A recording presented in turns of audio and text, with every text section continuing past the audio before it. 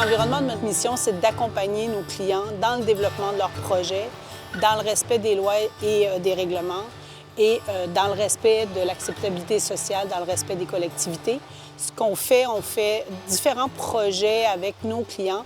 C'est des projets industriels d'installation d'infrastructures industrielles, comme par exemple la cimenterie Mécanis à Port-Daniel-Gascon.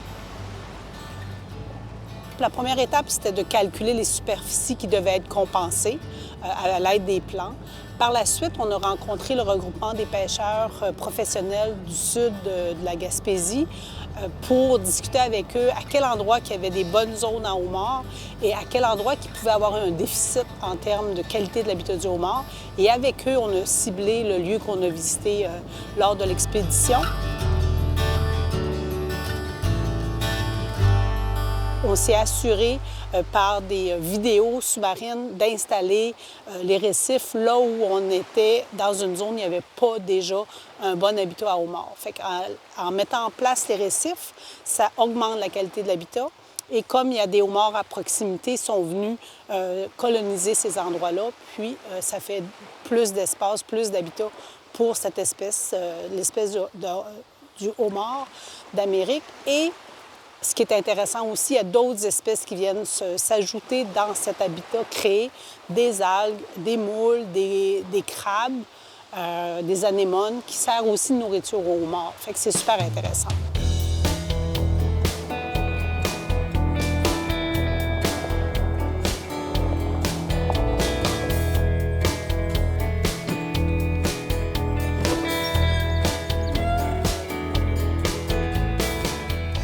Aujourd'hui, on va faire un suivi de la qualité des récifs qui ont été installés au large de la cimenterie Ciment Mécanis. C'est des suivis qui sont nécessaires là, après l'installation des récifs. Puis ces récifs-là sont faits pour fournir de l'abri puis de l'alimentation aux homards.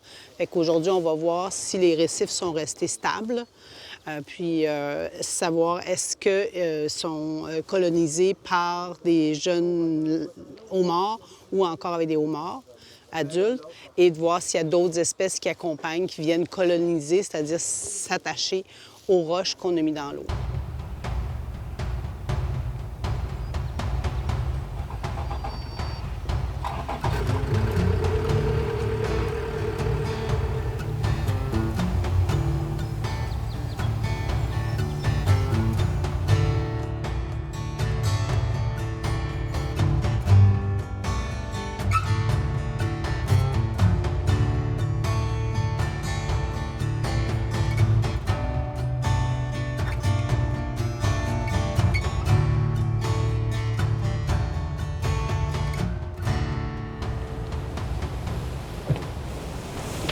Quand même chanceux de pouvoir sortir aujourd'hui avec le soleil. Surtout qu'il annonçait de la pluie. Avant l'installation de la cimenterie de Ciment Mécanis, plusieurs études ont été nécessaires pour connaître le milieu marin et aussi le milieu terrestre. Pour l'installation du terminal maritime, avant que le tout s'installe, on a dû faire tout le portrait du milieu biologique. Les inventaires de mammifères marins, la description du milieu marin, quelles espèces de poissons sont présentes, quelles espèces d'algues, c'est quoi la nature du fond. Fait qu'on est venu pendant des des semaines, voire des mois pour décrire le milieu, pour comprendre exactement quels pourraient être les impacts de l'installation d'un terminal maritime. On évolue avec notre temps. On est chanceux au Québec d'avoir les lois environnementales qu'on a. On est des précurseurs au niveau mondial. Les lois sont quand même très complètes. Fait qu'on accompagne le client à le faire comprendre ce qui doit être fait selon la loi, mais c'est assez rapidement que le client aussi se rend compte qu'il y a une économie, qu'il y a une économie de temps, il y a une économie de prévention ou encore de moins de réparation à faire dans le temps. Fait que c'est un gain pour tout le monde d'être respectueux du milieu où on va s'installer. Ce qui est intéressant avec un terminal maritime qui est sur pilier, c'est que l'impact sur le milieu est beaucoup atténué parce qu'il n'y a pas de modification du déplacement de l'eau. L'eau peut circuler librement entre les piliers, fait que le déplacement des poissons, le déplacement des larves n'est pas modifié par la structure. Ce qui est le principal impact, c'est l'emplacement des piliers qui font une empreinte au sol. Et ce que ça fait, c'est qu'il y a une destruction de l'habitat du poisson à cet endroit-là. Et la loi des pêches, c'est une loi canadienne, demande aux promoteurs de mettre en place des mesures de compensation.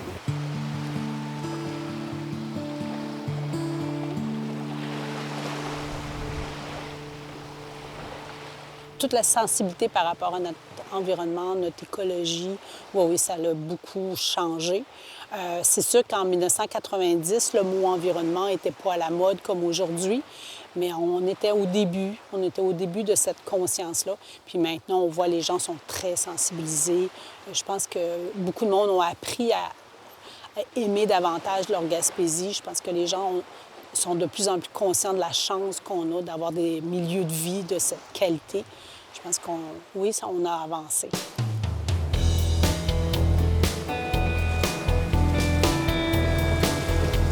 On est très chanceux de faire ce métier-là.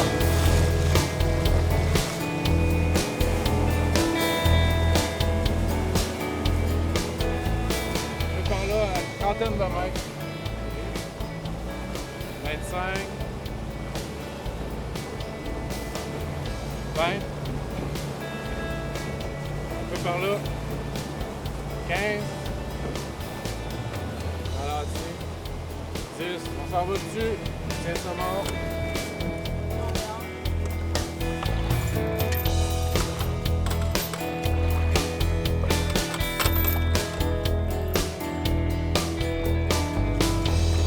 OK. Fait que là, on va prendre les premières images ici. Oui. Profondeur. Et on va voir les images au fond. C'est un indicateur. Là, on va voir qu'on est rendu à 10 secondes de l'image. On remonte un peu, puis après un autre 360. OK, c'est bon. OK. Après ça, Guy, on va faire un franc sec. 30 mètres. On revient un autre 30 mètres. On va essayer de voir le fond.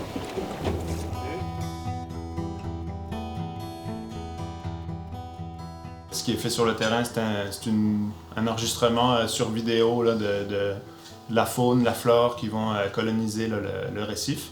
Et nous, ensuite, au bureau, on quantifie en fait toutes ces informations-là pour pouvoir les analyser et les interpréter.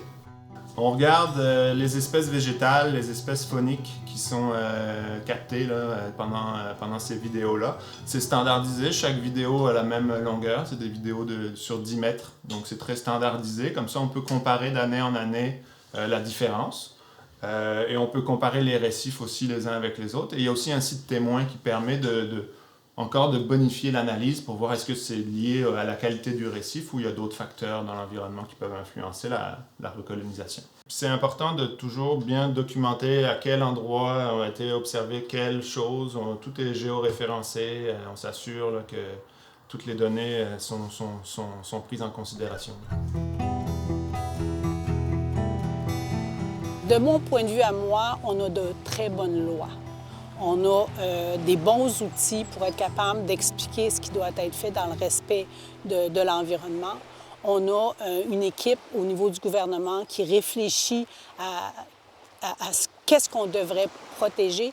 Puis il y a un bon dialogue qui se fait entre l'industrie privée et le ministère de l'Environnement ou le ministère de la Faune, Forêt.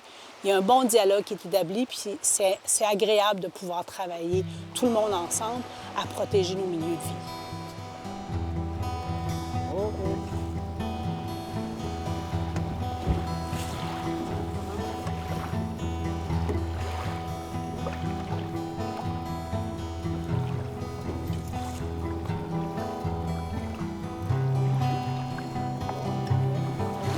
Descendre un peu, c'est haut. Bon.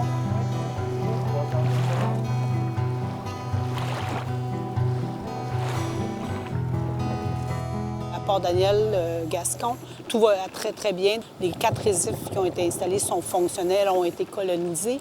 On est maintenant à l'année 3 des suivis et le tout va très, très bien. Les récifs sont stables et on juge que c'est un succès pour la compensation pour l'habitat du poisson.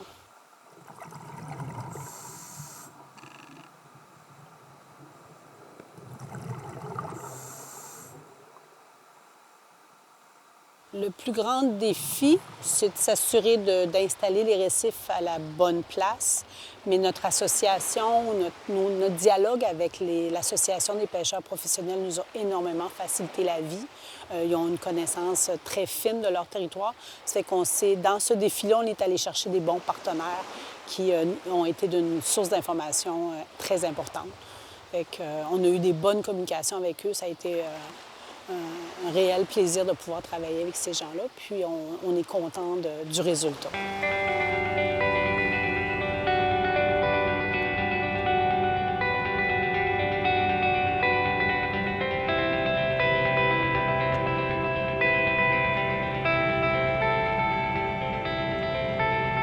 Bien, notre rôle comme consultant, nous, on se voit vraiment comme dans une balance, là, si on imagine. On est vraiment la pointe qui permet de garder l'équilibre. On se doit d'être objectif. On se doit d'analyser l'ensemble des paramètres, identifier les enjeux, de le décrire de façon objective. Et le dialogue avec nos clients se fait de façon très objective. En 30 ans, j'ai toujours eu des clients qui m'ont demandé de leur dire les vraies affaires, leur dire les vrais enjeux et d'établir avec la population un dialogue franc. C'est vraiment une grande passion, puis une grande satisfaction de parler aux gens, de leur expliquer leur milieu. Aussi, c'est un grand privilège. Fait que nous, on est conscient que c'est ça notre métier. Puis l'enjeu, c'est de se baser sur des faits, des bonnes connaissances pour ramener un portrait juste. Puis de savoir bien l'expliquer à la population.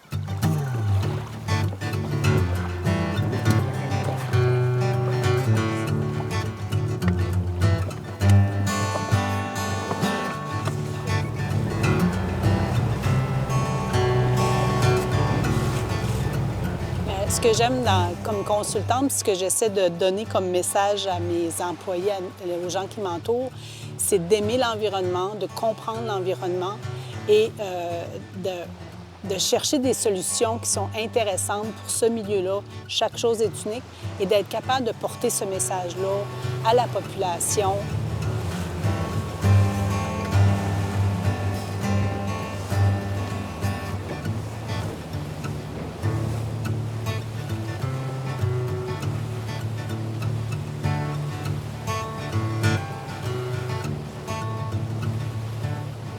C'est très intégré. On n'a pas un chapeau de biologiste puis un chapeau de citoyen. On a nos valeurs, nos valeurs d'expliquer, de comprendre, d'accompagner nos clients dans cette démarche-là.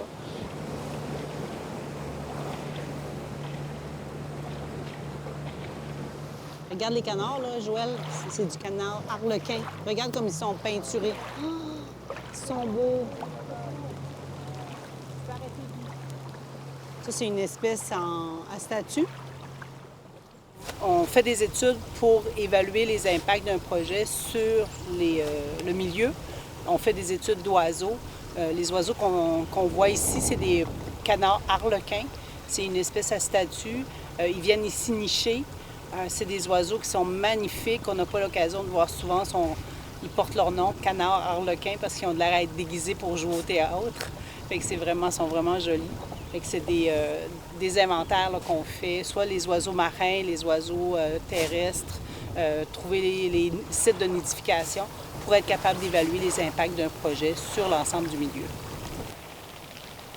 On est très sensibilisé au développement durable. Fait que maintenant, on est vraiment consciencieux comme société à avoir un projet qui est économiquement rentable. On fait l'inventaire, une bonne compréhension de son environnement et aussi de travailler avec les populations pour s'assurer que le projet amène des impacts positifs, qui est accepté par le milieu, qui s'insère bien dans la communauté. On est bien équipé au Québec pour faire des bons projets industriels ou à plus petite échelle, mais qui sont des projets qui s'insèrent bien dans la communauté.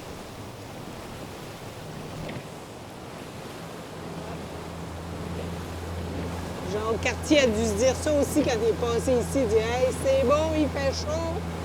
On va appeler ça la baie des Chaleurs. » On a les deux pieds dans l'environnement tout le temps, 24 heures sur 24.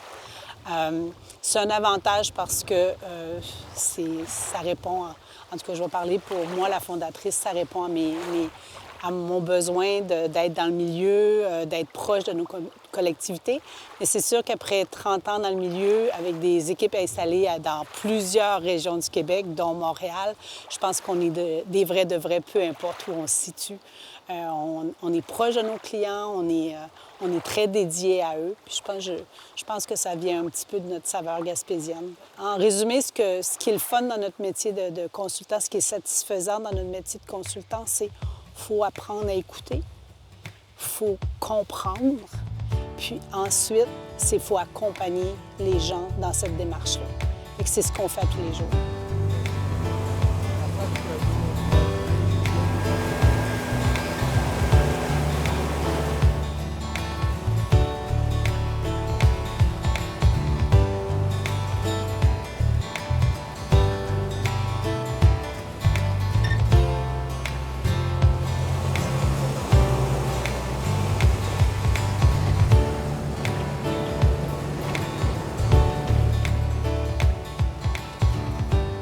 En 2020, c'est vraiment de continuer à trouver des gens qui ont le goût d'être consultants, qui ont le goût d'apprendre ce métier, qui est quand même très satisfaisant, très complet, parce qu'on doit comprendre l'environnement, on doit comprendre l'économie. C'est un métier qui change avec les tendances du marché, puis qui est très, très proche des humains. C'est un métier qui est très complet. Notre défi, c'est de trouver ces jeunes-là qui ont le goût de s'embarquer dans cette aventure, puis c'est de leur donner le goût de persévérer dans ce métier-là. Pesca-Environnement, on est en train de préparer une relève. J'ai la chance d'avoir un fils qui m'accompagne depuis très longtemps. Je pense qu'il avait 6 ans quand il me dit « Maman, je veux travailler avec toi ». Je suis très, très fière de lui. Il s'est exilé en Alberta il y a maintenant près de 5 ans pour fourbir ses armes. Puis on prépare la relève comme ça. Il choisit son monde, on travaille de façon très étroite. Et mes 2 autres enfants travaillent avec moi aussi. J'ai la chance d'avoir une équipe qui m'accompagne, plusieurs depuis près de 20 ans maintenant. Fait qu'on travaille, on avance ensemble. J'ai confiance en cette formule d'entreprise avec des valeurs familiales, avec une taille qui nous permet d'utiliser au maximum les talents de chacun.